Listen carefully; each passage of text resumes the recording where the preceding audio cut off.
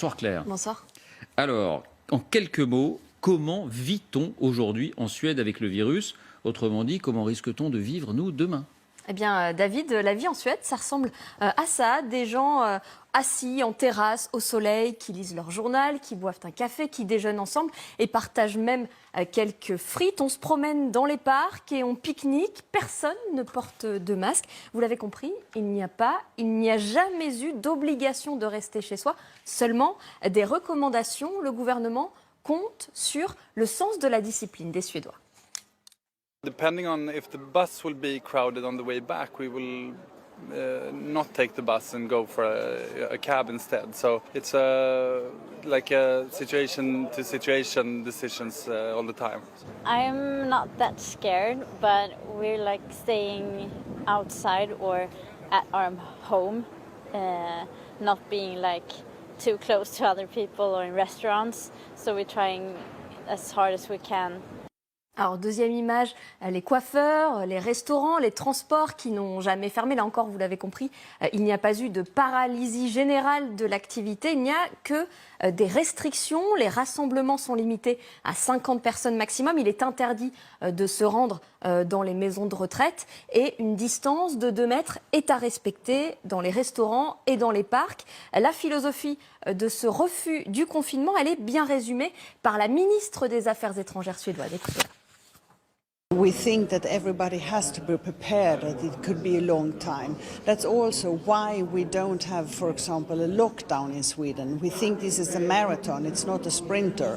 So that's why we want people, for example, to be able to go out, not be locked in their homes, as long as they keep the social distancing. We think in Sweden this is the way to keep also the long-term public health. Voilà, ça c'est le résultat. Alors quel résultat, ça c'est le constat, pardon. Alors quel résultat face au virus? On parlait de 70 000 morts en Suède si la Suède continuait à refuser le confinement. Est-ce qu'on a assisté au final à une flambée de l'épidémie et du nombre de morts? Eh bien, David, on peut dire que non. Alors, on va regarder 2 indicateurs pour le voir. D'abord, le nombre de nouveaux cas recensés chaque jour en Suède. Alors, vous voyez que la courbe n'augmente plus. Elle semble avoir franchi un pic, même s'il n'est pas très éloigné.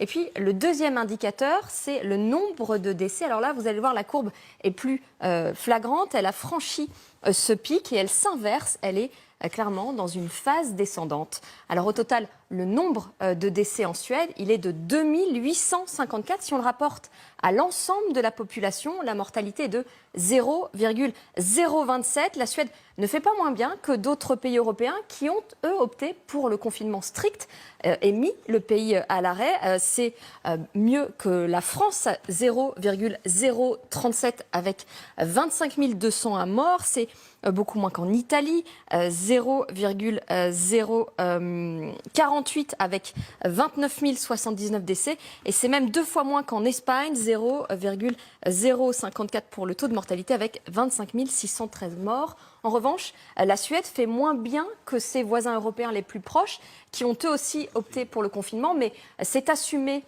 par la Suède qui a choisi de laisser circuler le virus. En Finlande, c'est un taux de mortalité de 0,045 avec 246 morts. En Norvège, c'est 0,004 avec 214 morts. Et au Danemark, un taux de mortalité de 0,009 avec 503 morts. Alors, seulement prudence, car il faut savoir que les chiffres de la Suède sont actualisés au jour le jour. Les décès sont collectés petit à petit, ce qui peut faire évoluer les courbes qu'on a vues précédemment. Merci Claire.